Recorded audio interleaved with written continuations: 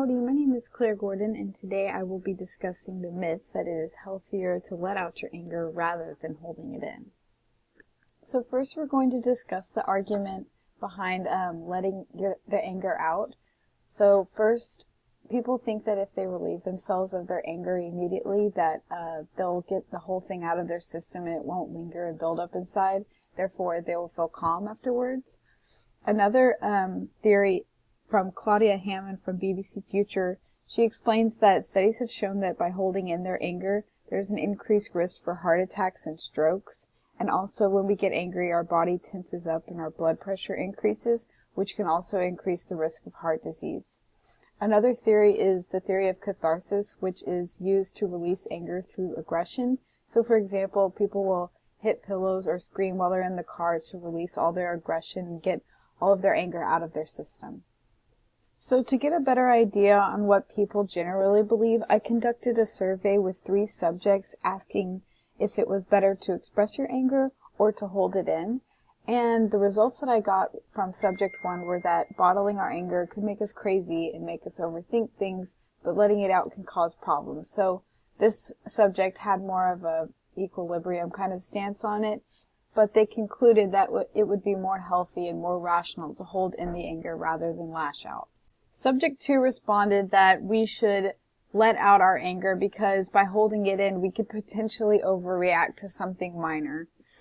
And subject 3 thought that people should release their anger when they feel it, but should be cognitive about what they say and do. So instead of just immediately reacting with all the aggression they have, they should think about what they're going to say first. So kind of a combination of the two. And all of these are based on personal anecdotes. None of them were based on empirical data.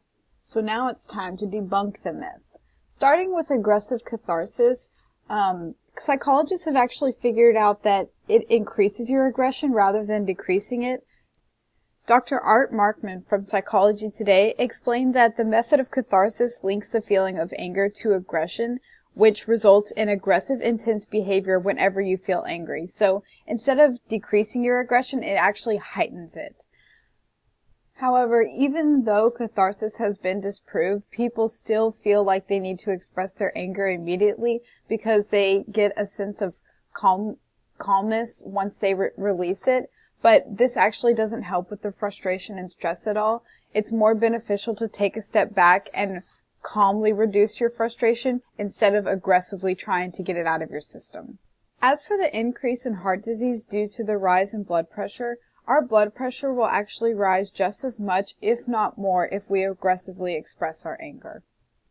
By viewing the general beliefs and seeing the factual evidence, we have learned that most people believe that it is more beneficial to release anger as soon as they feel it, but the reality is that by doing this, we actually increase our aggressiveness, therefore increasing our stress. So now you know that it is a myth that people say that it's better to let your anger out instead of bottling it up. And the reality is that it's healthier to hold in your anger because by releasing it, you can increase your aggression.